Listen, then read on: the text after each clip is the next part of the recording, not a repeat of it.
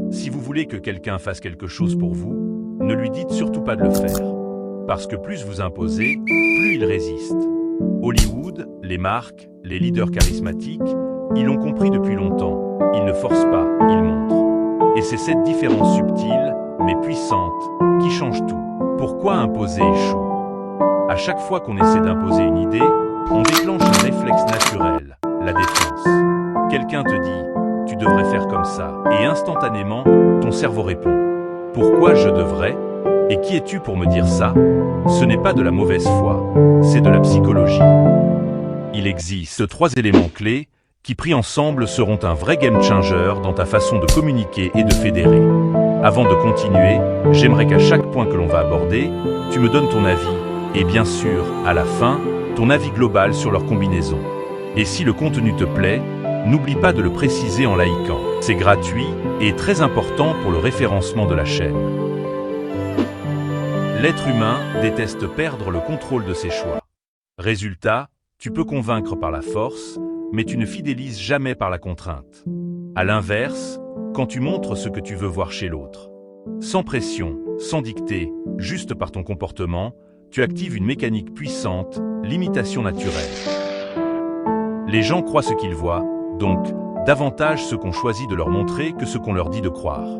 Imaginons un parent qui veut que son enfant lise plus. Il pourrait répéter en lui mettant la pression de prendre un livre et de le lire. Cela marcherait certainement. Or, rien ne garantit que l'enfant saura tirer profit de ses lectures, ni même qu'il continuera quand le parent ne pourra plus lui faire de pression. Mais à la place, il s'assoit chaque soir, ouvre un roman et lit tranquillement, sans rien dire. Au début, l'enfant s'en moque. Mais il finit par observer le calme, la concentration, la sérénité que ça procure. Quelques jours plus tard, il s'assoit à côté, prend un livre à son tour. Le modèle s'est imprégné chez l'enfant. Il ne reste plus qu'à l'accompagner pour en faire un lecteur chevronné. La cohérence visible influence mieux que le ordre invisible. Rends l'action désirable. Si ce que tu montres a l'air ennuyeux, personne ne copiera. Mais si cela est kiffant, eh bien les gens kifferont. C'est ce que font par exemple les marques de sport. Elles ne disent pas « achetez nos chaussures ». Elles montrent quelqu'un courant au lever du soleil, sourire aux lèvres, musique inspirante, liberté totale, joie profonde malgré et à cause du sentiment de l'effort.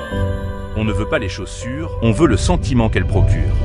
Dans la vie aussi, quand tu veux influencer, ne vends pas l'action, vends la sensation, montre que ce que tu fais t'apporte du plaisir, du calme ou du succès. Et l'envie de t'imiter viendra naturellement. Fais croire que l'idée vient d'eux. L'ego adore avoir raison. Et si l'autre pense que la conclusion vient de lui, il ne la rejettera jamais. Ceci est crucial surtout quand on comprend que ce qui compte pour nous n'est pas les honneurs ou le mérite d'avoir été l'instigateur, mais uniquement le fait que la chose en question soit accomplie de la meilleure manière possible. Toute résistance inutile ne nous est alors d'aucune utilité. Lors d'une réunion où tu veux que ton équipe adopte une nouvelle méthode de travail, au lieu de dire quelque chose comme « à partir d'aujourd'hui, on fait comme ça », tu peux choisir une autre approche. On perd pas mal de temps dans nos réunions, non?